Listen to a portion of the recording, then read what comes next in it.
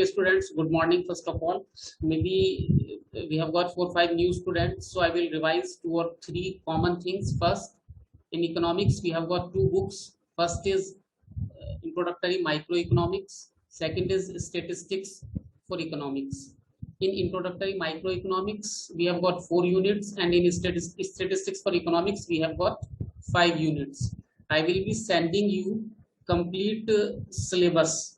And what your duty is, आपने करना क्या है, आपने उस सिलेबस को ध्यान से देखना है और जो भी टॉपिक्स उसमें मेंशन हैं, those topics have been prescribed by NCERT for all grade 11 students to study. तो आपने ये देखना है कि जो भी टॉपिक्स मैं आपको पढ़ा रहा हूँ, जितना भी मैं आपको पढ़ाऊंगा, उसमें वो सभी टॉपिक्स कवर हैं या नहीं है। कोई भी टॉपिक कवर नहीं होगा तो यू विल रिमाइंड मी कि सर ये टॉपिक अभी हमारा नहीं हुआ है। एक्स्ट्रा होगा तो आप ये नहीं कहेंगे कि सर आपने एक्स्ट्रा करा दिया, दैट्स अ डिफरेंट थिंग, है ना। लेकिन अगर कम नहीं होना चाहिए तो आपकी ड्यूटी रहेगी कि आप उस सिलेबस को ध्यान से देखेंगे और कोई टॉपिक अगर छूट जाता है, होपफुली नहीं छूटेगा, रह जाता है, तो आप मुझे रिमाइंड करा देंगे and I will complete that topic. First thing. Second thing, both the books are of 40 marks each. Micro economics 40 marks और statistics 40 marks. Okay, we will start with micro economics. 40 + 40 80, 20 marks का आपका project work होगा या कोई और other activity हो सकती है, तो ऐसे 100 मार्क्स का आपका पूरा पेपर हो जाएगा। We will start with micro economics. बेटा ये क्या नाम है इसका बच्चे का, हरप्रीत सिंह और तनिष्क, आप दोनों ने अपना कैमरा स्विच ऑन कर लेना है, ठीक है, जल्दी से कीजिए। तो अब हमने माइक्रो इकोनॉमिक्स से स्टार्ट किया था। फर्स्ट चैप्टर है इसमें, इंट्रोडक्शन टू इकोनॉमिक्स।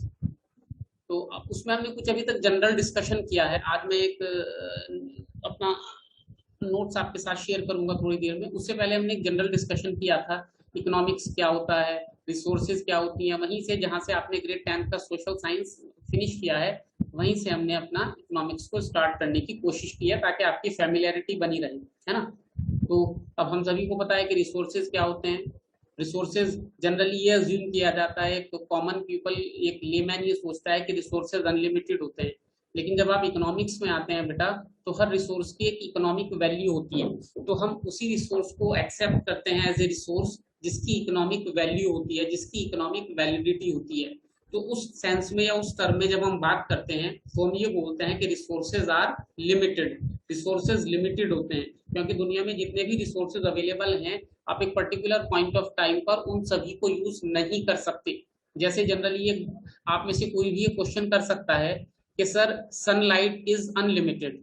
सनलाइट तो अनलिमिटेड है, कितनी सनलाइट है, लेकिन क्या जितनी सनलाइट अवेलेबल है हमारे पास, हम उस सभी को यूटिलाइज करते हैं? नहीं करते हैं।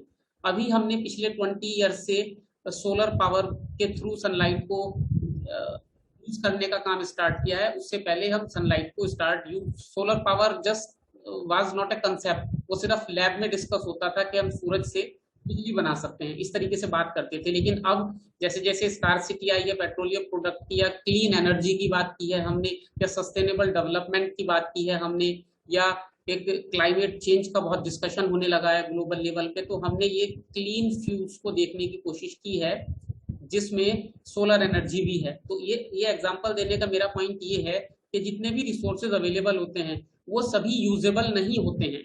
वो सभी अवेलेबल तो होते हैं लेकिन वो सभी यूजेबल नहीं होते हैं। उसका एक सर्टेन परसेंटेज ही यूजेबल होता है। इसीलिए हम इकोनॉमिक्स में बोलते हैं दैट रिसोर्सेज आर लिमिटेड। ये मैंने कल डिस्कस किया था। उसके बाद ह्यूमन वांट्स आर अनलिमिटेड, हमने ये भी डिस्कस किया था। अब जैसे सपोज कर लीजिए आप सभी हैं, तो इस वक्त आपकी जो नीड है वो ये है that we need to study, we need to learn something. उसके बाद आपकी सेकंड नीड स्टार्ट हो जाएगी, फिर third, fourth, fifth, six, seventh, and this process will go on and on and on. ये हमारी जरूरतें खत्म होने का कभी नाम ही नहीं लेती हैं। ऐसे बोल सकते हैं, एक के बाद दूसरी जरूरत, दूसरे के बाद तीसरी, फिर चौथी, फिर पांचवी, ऐसे वन आफ्टर अनदर चलता रहता है। और इसीलिए हम ये बोलते हैं इकोनॉमिक्स में that resources are limited but wants are unlimited. हमारी वांट्स जो है वो अनलिमिटेड होती हैं, कभी खत्म ही नहीं होती हैं। इसीलिए हम इसको ऐसे बोलते हैं that resources are limited, wants are unlimited. अब एक बात मैंने और डिस्कस की थी इन द स्टार्टिंग, जो फर्स्ट 2 लेसन्स लिए थे मैंने, कि अब इकोनॉमिक्स में हम पढ़ते क्या हैं। इकोनॉमिक्स में अगर सपोज कर लीजिए आपके पेरेंट्स आपसे पूछते हैं, आप सभी लोग घर में हैं, ये लेसन खत्म होता है, एकदम से आपके पेरेंट्स आपसे पूछते हैं कि बेटा what is the meaning of economics, तो आपने क्या बोलना है, उसमें क्या बताएंगे आप? मैं वन बाय वन क्वेश्चन कर लेता हूँ। सबसे पहले आज हम बात करते हैं अविशी से। अविशी अनम्यूट करो बेटा, Avishi Thakur. Yes, sir. Economics, something that is related to demand, supply, and market. Very good, good afternoon. चलिए, तो अविशी का कहना है कि इकोनॉमिक्स वो है जिसमें हम डिमांड सप्लाई, मार्केट में जो डिमांड और सप्लाई होती है उसकी बात करते हैं। अभी एक और लड़का बैठा हुआ है, जसनूर। जसनूर अनम्यूट करो बेटा, जसनूर सिंह, जसनूर जीत, सॉरी, अनम्यूट कीजिए। Yes sir. Good afternoon.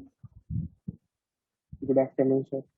बेटा इकोनॉमिक्स आपके अकॉर्डिंग क्या है? देखिए, मैं आपको पहले ही बता देता हूँ, ये बात मैं 2-3 बार रिपीट भी करूंगा। आपने मेरे साथ डिस्कशन करना है। आपने ये नहीं देखना कि मैं गलत बताऊंगा, मैं सही बताऊंगा, दूसरे स्टूडेंट क्या सोचेंगे मुझे तो पता ही नहीं है, मैं तो पहली बार क्लास ले रहा हूँ, नया सब्जेक्ट है, doesn't matter. What matters is that we all actively participate in the discussion, that is what matters. Okay, चलिए बताइए बेटा, आप क्या समझते हैं इकोनॉमिक्स से? सर आपकी आवाज बहुत कट होके आ रही है। आप इकोनॉमिक्स से क्या समझते हैं? अगर आपसे कहा जाए कि डिफाइन इकोनॉमिक्स, तो आप क्या बताएंगे? सर आपकी आवाज नहीं आ रही है। आवाज आ जाएगी, थोड़ा ध्यान से सुनिए, सभी बच्चों को आ रही है। सर मेरे हिसाब से जिसमें हम मैन्युफैक्चरिंग और इंडस्ट्रीज के बारे में बात कर सकते हैं। वेरी गुड, और उनकी जो है करेक्ट आंसर। जो जिसमें thank you, thank you, thank you, जिसमें हम इंडस्ट्रीज के बारे में बात करते हैं वो इकोनॉमिक्स होता है। ये भी ठीक है, क्योंकि हम इकोनॉमिक्स में इंडस्ट्रीज के बारे में बात करते हैं। और अभी हम इस माइक्रो इकोनॉमिक्स के जो लास्ट के 2-3 चैप्टर हैं उसमें इंडस्ट्रीज के बारे में ही बात करेंगे, तो ये बात भी ठीक मानी जा सकती है। शौर्य प्रताप से पूछते हैं, शौर्य प्रताप अनम्यूट कीजिए। Good afternoon sir. Good afternoon बेटा, how would you define economics? Sir, according to me, sir, economics is equally related to economy, to a country's economy, like what is India's economy or what is America's economy, or we can say America's economy is better than India's economy. Thank you. अब शौर्य प्रताप ने क्या काम किया है अभी? हाँ जी sir. Thank you, thank you. Shaurya Pratap ने क्या काम किया है कि इसने, जैसे काऊ का ऐसे आता है ना लिखने के लिए, तो ऐसे तो हम याद कर नहीं पाते, तो हम ऐसे लिख देते हैं कि cow is an animal, it has 4 leg, it's colour is white, it has 1 mouth. ठीक है, तो बिल्कुल सही इसने बताने की कोशिश की है, लेकिन इसे खुद नहीं पता था कि मुझे बताना क्या है। तो चलो खैर, फिर भी अच्छा प्रयास किया है आपने, ऐसे मान सकते हैं। ठीक है, चलो, what matters is that we are engaged in discussion. चलिए साहब, तो बेसिकली इकोनॉमिक्स क्या होता है, मैं आपको बिल्कुल सिंपल से वर्ड्स में बता देता हूँ। ये जो रिसोर्सेज की लिमिटेड अवेलेबिलिटी होती है और ह्यूमन वांट्स का अनलिमिटेड होना होता है, इन दोनों में जो हमने बैलेंस करना है, बस वही इकोनॉमिक्स है। मैं बिल्कुल सिंपल ही आपको बता देता हूँ, ऐसे याद रखिए आप। ये कहीं बुक में आपको डेफिनेशन नहीं मिलेगी, बुक की डेफिनेशन भी अभी हम पढ़ेंगे थोड़ी देर में, लेकिन सिंपल सा याद रखिए कि भाई वांट्स अनलिमिटेड हैं और रिसोर्सेज लिमिटेड हैं। इन लिमिटेड रिसोर्सेज से कैसे हम बैलेंस बनाएं कि मैक्सिमम पीपल की मैक्सिमम वांट को फुलफिल कर सके, बस यही इकोनॉमिक्स है। आप देख लीजिए गवर्नमेंट क्या कोशिश करती है, गवर्नमेंट जो पॉलिसीज बनाती है, वो कहीं की भी गवर्नमेंट हो, पॉलिसीज सक्सेसफुल होती है नहीं होती है, दैट्स अ डिफरेंट थिंग, वो तो एग्जीक्यूशन हुआ ना। लेकिन एम क्या है, ऑब्जेक्टिव क्या है? अब आप पढ़ने बैठे हैं तो सब बच्चे ये सोचकर पढ़ते हैं कि मैंने 90% से ज्यादा मार्क्स लाने हैं, लेकिन क्या सभी के 90% से ज्यादा आते हैं? नहीं आते हैं ना, तो वो तो एग्जीक्यूशन है, वो तो फिर आपका हार्ड वर्क है, डेडिकेशन है, प्रेजेंस ऑफ माइंड है, वो सब चीजें हैं। लेकिन आपका जो ऑब्जेक्टिव है, आपकी जो इच्छा है, आपने शुरुआत क्या सोचकर की है कि हमें 6 नंबर लाने। तो ऐसे ही गवर्नमेंट जब पॉलिसीज बनाती है तो वो यही सोचकर पॉलिसीज बनाती है that we need to fulfil maximum demands of maximum people. जितनी रिसोर्सेज हैं उनसे हम ज्यादा से ज्यादा लोगों की ज्यादा से ज्यादा डिमांड्स को, विश को, वांट को फुलफिल कर सकें, बस ये बेसिकली इकोनॉमिक्स होता है। अब हम जितना कुछ भी पढ़ेंगे, हमारा मेन काम इसी को पूरा करने का होगा। ठीक है बेटा, अब मैं आपके साथ एक अपने नोट शेयर करता हूँ, वो मैं बाद में आपको प्रोवाइड भी करा दूंगा जब चैप्टर पूरा हो जाएगा। इन बिटवीन आपने बुक्स में पढ़ते रहना है, आई होप के बुक सभी के पास आ गई होगी। आपके पास वीके वाली बुक है या संदीप गर्ग वाली बुक है या एनसीईआरटी वाली बुक है, आपने उसे लाइन बाय लाइन पढ़ना है। और जहां कहीं आपको कोई नया वर्ड, नया कंसेप्ट, नई बात लगती है जो आप नहीं समझ पा रहे हैं, तो आपने उसे अंडरलाइन कर लेना है। और मेरा व्हाट्सएप का नंबर आपके ग्रुप में है, मुझे व्हाट्सएप करके पूछ लेना है। हेजिटेट नहीं होना है आपने, अगर आप हेजिटेट होंगे तो आप अच्छे से नहीं पढ़ पाएंगे। मैंने फर्स्ट डे जो मेरा हुआ था लेसन, मैंने यही बताया था कि ग्रेड 10th और 11th में सबसे बड़ा डिफरेंस जो होता है वो ये होता है बेटा कि ग्रेड 10th तक you are considered a child, भाई बच्चे हैं, बेटा ये पढ़ लो, बेटा ये कर लो, बेटा ये 4 क्वेश्चन कर लोगे तो चैप्टर में से काम बन जाएगा, इस तरीके की बातें होती हैं। ग्रेड 11th 12th में ऐसा नहीं होता है, हम पूरे के पूरे कंसेप्ट को डिस्कस करते हैं। अब वहां से आपने, ये आपकी जिम्मेदारी है कि आप उसे अच्छे से समझें, उसे समझने में जितनी हेल्प आपने लेनी है वो आपको हेल्प मिलेगी definitely. Okay, I hope I am clear on this. चलिए, तो अब मैं एक नोट शेयर करता हूं आपके साथ, उसे हम पढ़ेंगे, समझेंगे और कोशिश करेंगे कि अच्छे से उसे हम समझ लें। I hope all of you can see. अगर आपको मेरी स्क्रीन दिख रही है बेटा तो जरा एक थम्स अप दे दीजिए मुझे जल्दी से सभी। अविशी, मान्या, पुष्प, जसनूर जीत, एक थम्स अप दे दीजिए अगर आप मेरी स्क्रीन देख पा रहे हैं तो, मीन्स दिख रहा है। अब सबसे पहली बात जो मैंने अभी आपके साथ डिस्कस की थी वो ये थी कि भाई व्हाट इज इकोनॉमिक्स, और हमने देखिए यहीं से स्टार्ट करना है। What economics is all about, economics है क्या, इकोनॉमिक्स की शुरुआत कहाँ से हुई थी। तो आज हम ये टॉपिक सबसे पहले लेंगे। जो भी बात आप नहीं समझ पा रहे हैं, आपने अपना हैंड रेज करने का रिएक्शन है वो दे देना है, ताकि फिर मैं उसे आपको समझा सकूं। तो देखिए, the science of economics was born with the publication of, ये मैं आपको वैसे ही बता देता हूँ, इसमें आप पढ़ लीजिएगा। 1776 में एक फिलोसफर थे एडम स्मिथ। एडम स्मिथ ने एक बुक पब्लिश की थी, an inquiry into the nature and cause of wealth of nations. बहुत बड़ा सा नाम है, सिंपली उसे हम बोलते हैं wealth of Nations. Wealth of Nations के नाम से एक बुक लिखी थी, जिसमें उन्होंने बताया था कि economics is a different subject. Generally economics को सोशल साइंस में पढ़ते हैं। 9th और 10th की आपकी सोशल साइंस की बुक थी, पूरा सब्जेक्ट था, उसमें एक बुक इकोनॉमिक्स की भी थी, यानी कि वो पार्ट था सोशल साइंस का। लेकिन एडम स्मिथ ने उसे एक स्टैंड अलोन सब्जेक्ट बना दिया और शुरू में उसे पॉलिटिकल इकोनॉमी बोला जाता था। क्योंकि देखिए, इकोनॉमिक्स का सबसे ज्यादा इफेक्ट किस पर होता है। आज भी आप देखिए, गवर्नमेंट अच्छा काम कर रही है, खराब काम कर रही है, गवर्नमेंट को वोट मिलेंगे नहीं मिलेंगे, वो दोबारा सरकार बनाएगी नहीं बनाएगी, इकोनॉमिक्स पे किसी हद तक डिपेंड करता है या नहीं करता है। अभी बंगाल के चुनाव हुए, केरल और तमिलनाडु के चुनाव हुए, उसमें जो गवर्नमेंट बनी या जो गवर्नमेंट नहीं बनी, उसका in the end bottom line क्या रहा कि उन सरकारों ने कैसा काम किया है। हम ऐसे ही तो सरकार को तोलते हैं ना, ऐसे ही तो सरकार को नंबर देते हैं ना, सरकार ने कैसा काम किया है। अब सरकार क्या काम करती है आप देख लीजिए, सरकार के जितने भी काम होते हैं 80% इकोनॉमिक्स से रिलेटेड होते हैं। क्या गवर्नमेंट जॉब दे रही है, क्या गवर्नमेंट वैक्सीनेशन करा पा रही है, क्या गवर्नमेंट ने इंफ्रास्ट्रक्चर को इम्प्रूव किया है, so on and so on. ऐसे ही तो ये सब चीजें क्या इकोनॉमिक्स से रिलेटेड नहीं है, इकोनॉमिक्स से रिलेटेड है ना। तो इसलिए हम इसे पहले पॉलिटिकल इकोनॉमी बोलते थे बेटा, ठीक है।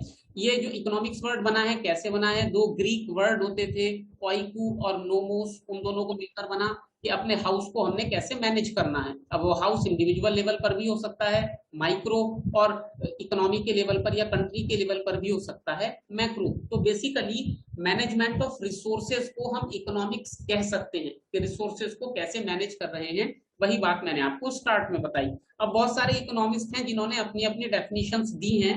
Point number 3 and point number 4 में 2 डेफिनेशंस लिखी हैं, लेकिन जो most accepted, most widely available and most best, most के साथ बेस्ट वैसे नहीं लगता है, जो बेस्ट डेफिनेशन ऑफ इकोनॉमिक्स है वो है पॉइंट नंबर 4 पर, आपको दिख रहा होगा, पॉल ए सैमुअल्सन के नाम से फेमस है। इन्हें इकोनॉमिक्स का नोबेल प्राइज भी मिला है। मैं पढ़ देता हूँ, ये आपको मैं अवेलेबल करा दूंगा, अगर नहीं भी देख पा रहे हैं, थोड़ा छोटे वर्ड हैं तो डजंट मैटर, ये मैं आपको आपके ग्रुप में अवेलेबल करा दूंगा लेसन के बाद। सैमुअल्सन ने कहा है इकोनॉमिक्स को, पहले वर्ड बाय वर्ड पढ़ लेते हैं। The study of how man and society choose with or without the use of money to employ scarce productive resources which could have alternative uses to produce various commodities over time and distribute them for consumption now and in future among various people and group of society। ये बहुत बड़ी बड़ी सी बात, पता नहीं क्या क्या लिखा है, इसका सिंपल अप करके मैं आपको बताता हूँ। सैमुअल्सन ने कहा है कि इकोनॉमिक्स वो साइंस है जिसमें सोसाइटी मनी या विदाउट मनी रिसोर्सेज को यूज करके गुड्स को प्रोड्यूस करती है करंट और फ्यूचर कंजम्पशन के लिए।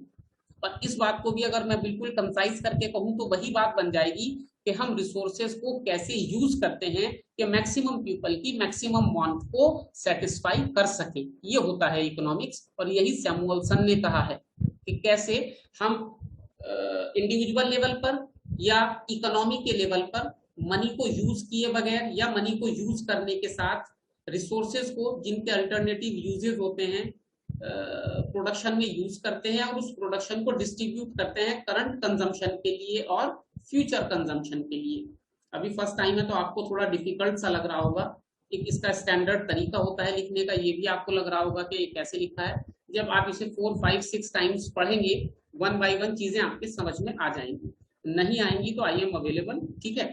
तो ये तो हुई डेफिनेशन और बेसिक, मैंने यहीं से शुरू भी किया था शेयर करने से पहले स्क्रीन को, कि हम रिसोर्सेज को यूज करके कैसे इस तरीके से यूज करें कि सभी लोगों की मैक्सिमम वांट्स को सेटिस्फाई कर सके। कोई क्वेश्चन है किसी का तो you can raise your hand. किसी का कोई क्वेश्चन है बेटा? Anyone having any question? किसी का कोई क्वेश्चन है बेटा? प्लीज मेक श्योर कि आप मुझसे क्वेश्चन पूछते रहें। जब तक आप क्वेश्चन नहीं पूछेंगे तो फिर मुझे भी मजा नहीं आएगा। यस पुष्प, अनम्यूट करो बेटा। यस पुष्प, यू कैन अनम्यूट। सर आपने पहले भी एक डेफिनेशन लिखाई थी about the science of human behaviour related to the allocation, वो भी सही है? That is also correct. वो भी सही है, और अगर आप अभी और बुक्स पढ़ेंगे तो आप देखेंगे कि इकोनॉमिक्स के ना, मैं आपको बता देता हूँ, इकोनॉमिक्स को स्टडी करने के अलग अलग इकोनॉमिस्ट ने अलग अलग पॉइंट ऑफ व्यू देते हैं। कोई बोलते हैं हमें रिसोर्सेज के हिसाब से इकोनॉमिक्स को पढ़ना चाहिए, कोई बोलते हैं वेलफेयर के हिसाब से इकोनॉमिक्स को पढ़ना चाहिए, कोई बोलते हैं मनी के अकॉर्डिंग इकोनॉमिक्स को पढ़ना चाहिए, कोई बोलते हैं कि सोसाइटी की वेलफेयर के अकॉर्डिंग इकोनॉमिक्स को पढ़ना चाहिए। तो जिसका जो पॉइंट ऑफ व्यू होता है वो अपने अकॉर्डिंग डेफिनेशन दे देते हैं। वो क्या सोचते हैं कि इकोनॉमिक्स क्या है। जैसे देखिए, क्रिकेट तो आप सभी लोग जानते होंगे, वीरेंद्र सहवाग का आपने नाम सुना होगा। वीरेंद्र सहवाग के हिसाब से भी बैटिंग होती है, राहुल द्रविड़ के हिसाब से भी बैटिंग होती है, सौरव गांगुली के हिसाब से भी बैटिंग होती है। सभी क्रिकेट में बैटिंग ही कर रहे हैं ना। रोनाल्डो के हिसाब से भी फुटबॉल खेलते हैं, मेसी के हिसाब से भी फुटबॉल खेलते हैं। तो ये होता है, आप एक ही चीज को किस पॉइंट ऑफ व्यू से देख रहे हैं, आप उसे समझ कैसे पा रहे हैं। तो इसीलिए हमें इकोनॉमिक्स को जिसने जैसा समझा उसने वैसी डेफिनेशन दे दी। तो सभी डेफिनेशन सही हैं, बट ये जो डेफिनेशन हमने अभी पढ़ी है, इट इंक्लूड्स एवरीथिंग। इसने सभी चीजों को ले लिया है, इसलिए ये मोस्ट एक्सेप्टेबल डेफिनेशन का काम करती है। इसने वेलफेयर को भी लिया है, इसने इकोनॉमिक्स को भी लिया है, इकोनॉमी को भी लिया है, इसने रिसोर्सेज को भी लिया है, इसने प्रोडक्शन डिस्ट्रीब्यूशन को भी लिया है, मनी को भी लिया है। तो इसलिए इसने, हम बोलते हैं कि सभी चीजों को अपने अंदर ले लिया, तो ये सबसे ज्यादा एक्सेप्टेड या मोस्ट सेटिस्फैक्टरी डेफिनेशन बन गई। क्लियर? चलिए, अब उसके बाद हमने पढ़ना है माइक्रो इकोनॉमिक्स। माइक्रो इकोनॉमिक्स क्या होता है? माइक्रो का मतलब होता है स्मॉल। जैसे मैंने कल भी डिस्कस किया था, हम सभी लोग इस वक्त एक मोबाइल डिवाइस यूज कर रहे हैं। आप में से कुछ लोग शायद डेस्कटॉप यूज कर रहे हैं, कुछ लोग शायद लैपटॉप यूज कर रहे हैं, कुछ शायद टैबलेट यूज कर रहे हैं, कुछ हो सकता है शायद मोबाइल यूज कर रहे हैं। इन सभी का जो माइंड होता है, जैसे मेरा माइंड है ना, आपका माइंड है, ब्रेन है, इन सबका ब्रेन क्या होता है? Micro processor. जिसे चिप बोल देते हैं हम कि भाई इसमें कौन सी चिप है ना। चिप वो माइक्रो प्रोसेसर होता है, उसका सही नाम चिप तो हम बोल देते हैं वैसे ही। तो ऐसे ही माइक्रो का मतलब होता है स्मॉल। देखिए शायद इतनी बड़ी, अगर आप मुझे देख पा रहे हो, इतनी बड़ी चिप होती है वो, इतनी बड़ी। और जितने भी आपकी मोबाइल डिवाइस एक्शन कर रही है वो सब उसी में करती है। That chip can take millions and millions of calculations in a second. एक सेकंड में वो मिलियंस कैलकुलेशन करती है।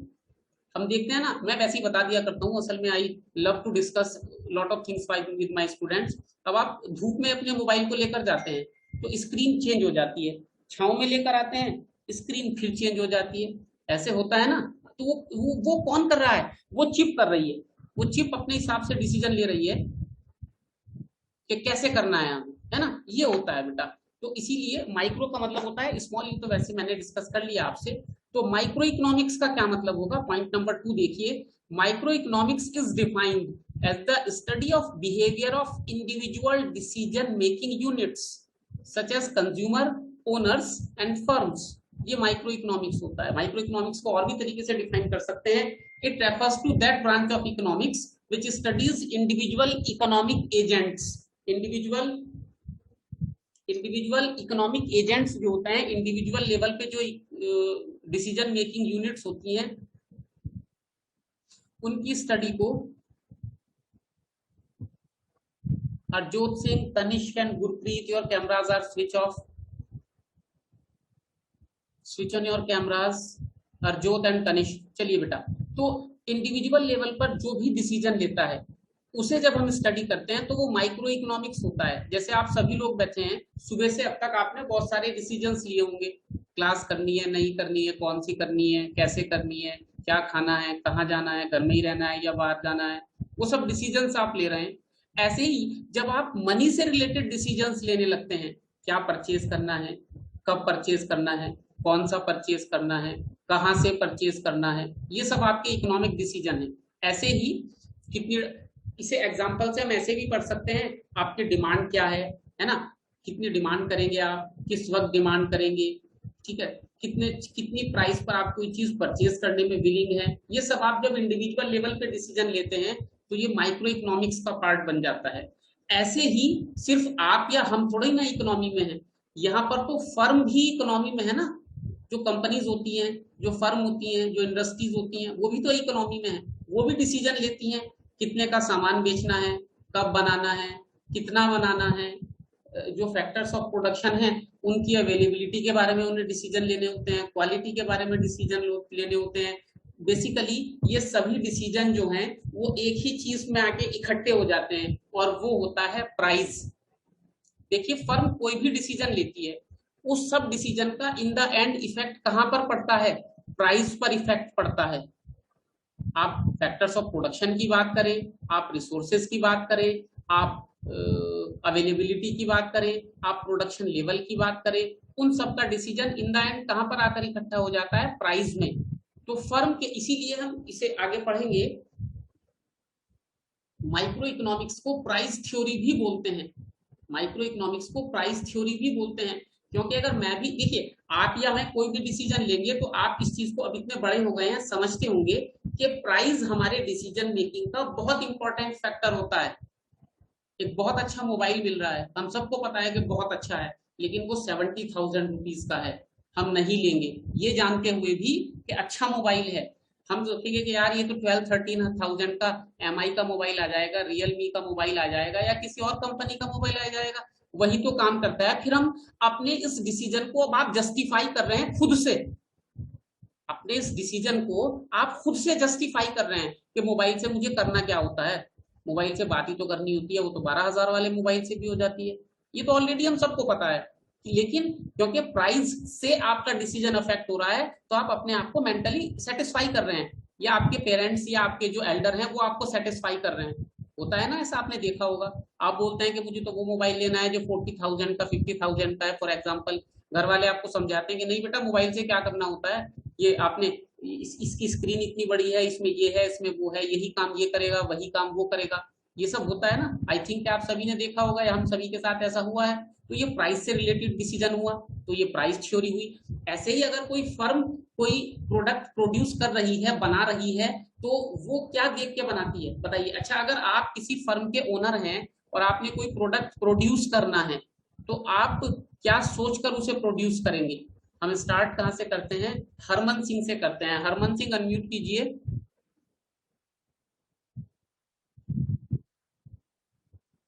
अनम्यूट करो बेटा, पहले बोलने से पहले अनम्यूट करो मोबाइल में। Yes, good afternoon sir. Good afternoon बेटा। अगर आप किसी फर्म के ओनर हैं तो आप क्या सोच के अपने प्रोडक्ट को मार्केट में लॉन्च करेंगे।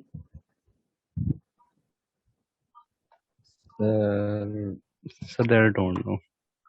ट्राई करो यार, सही गलत कुछ नहीं होता, ट्राई करो।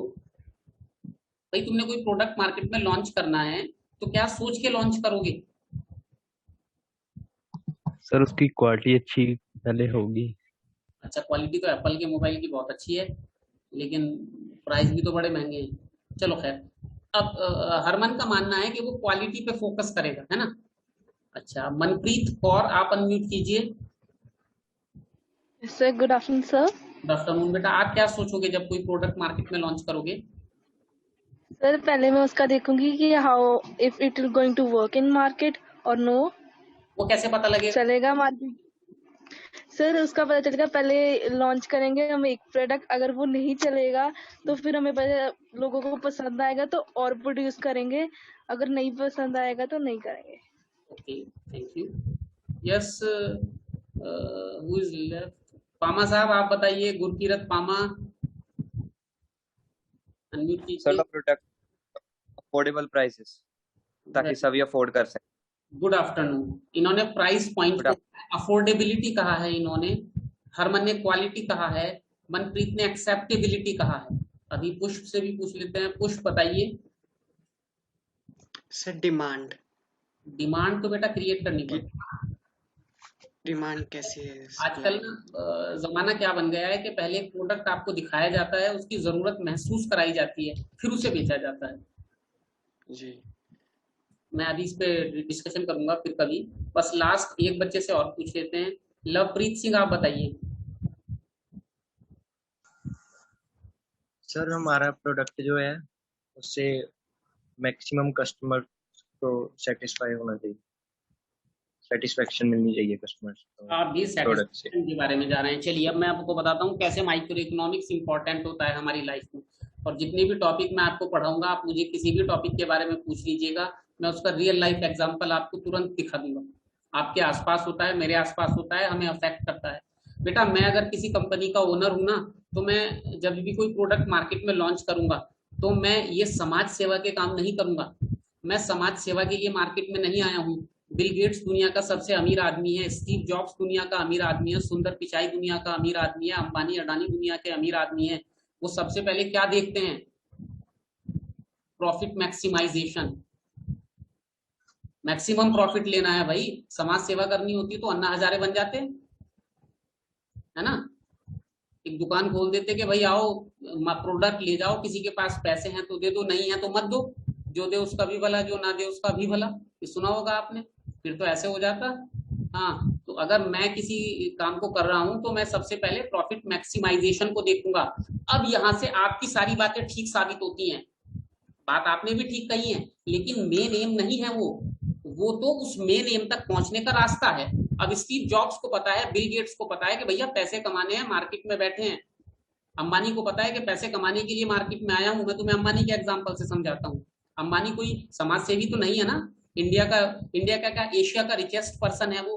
तो जब उसने जियो लॉन्च किया और फ्री में सबको सिम डिस्ट्रीब्यूट कर दिए, तो उसका क्या एम था? वो समाज सेवा करने आया था दुनिया में।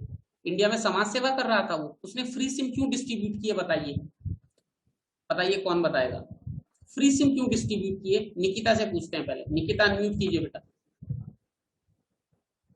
Good afternoon, sir. Good afternoon बेटा, बताइए। Sir, because that his profit should be there. Because Sir, उसका प्रॉफिट हो जाए इसलिए। लेकिन वो तो अट्रैक्शन। वो तो फ्री दे रहा था बेटा सिम।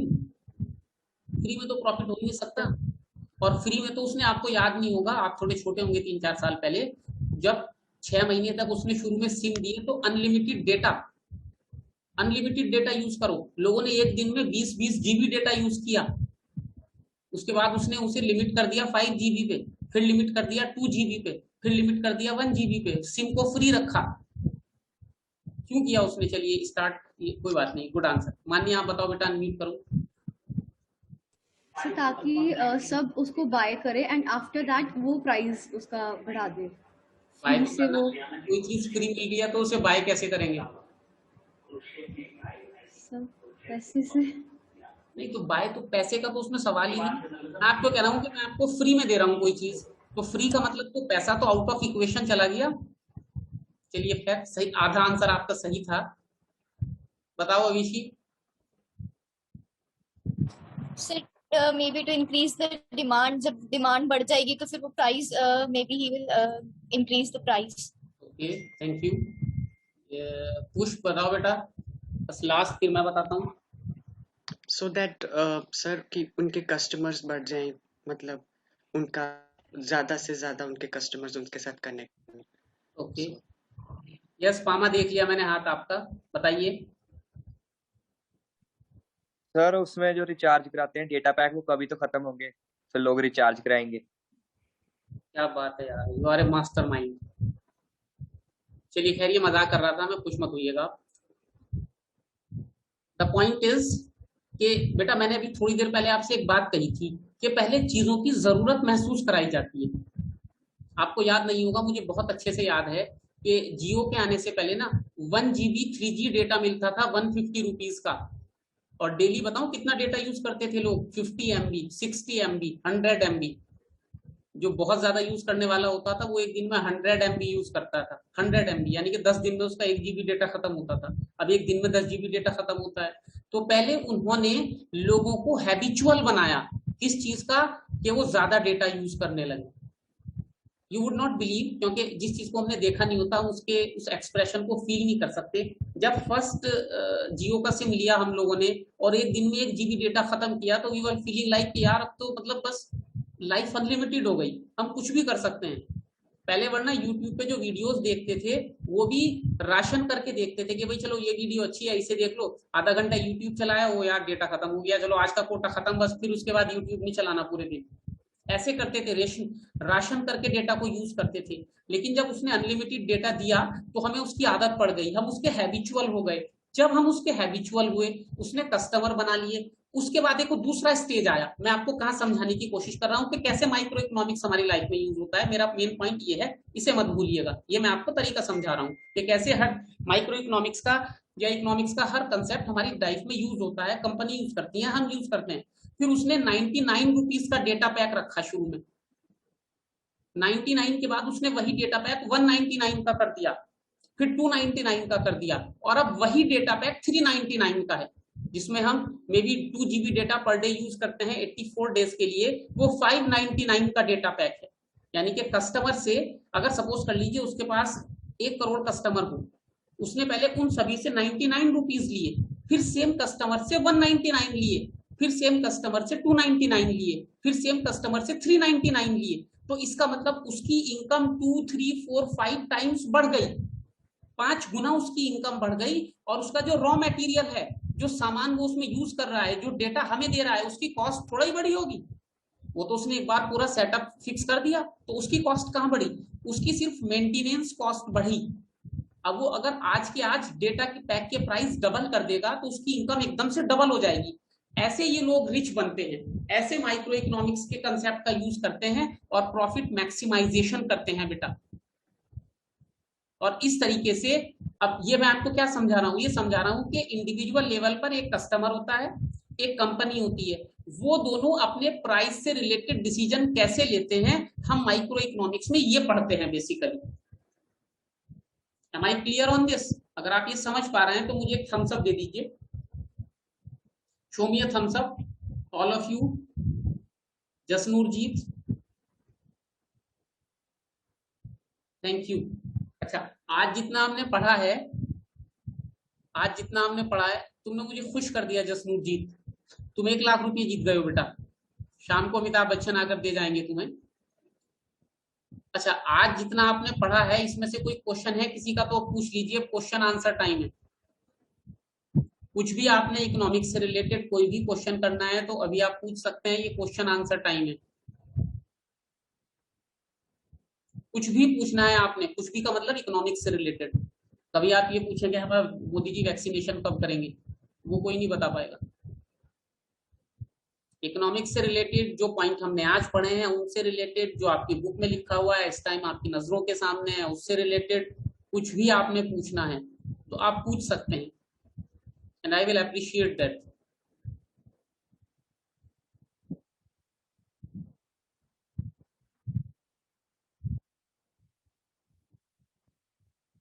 देख लें एक बार, कुछ पूछना चाहते हैं पूछ लें।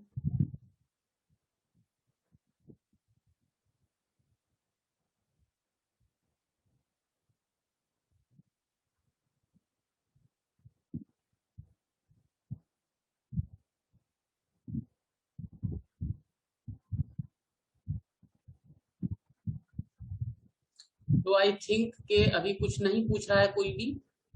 इस क्लास को हम फिनिश कर देते हैं। और बेटा 12:45 का टाइम है, तो आप कोशिश करें कि 12:44 12:43 तक आ जाएं, ताकि हमारा बाद का टाइम थोड़ा वेस्ट ना हो। जो 5 मिनट हमारे 10 मिनट वेस्ट हो जाते हैं ना, वो ना हो। 12:45 से 12:47 तक एट बेस्ट हम अपनी क्लास को स्टार्ट करें। Okay, thank you very much for joining. I will be sharing 2 things in the group. First, your syllabus, आपने उसे ध्यान से रखना है संभाल के। And second, whatever we have studied, जो नोट्स थे जितने अभी बन गए हैं उतने मैं आपके साथ शेयर कर दूंगा। ठीक है, thank you very much for joining this class. Have a nice day and take care of yourself. Bye.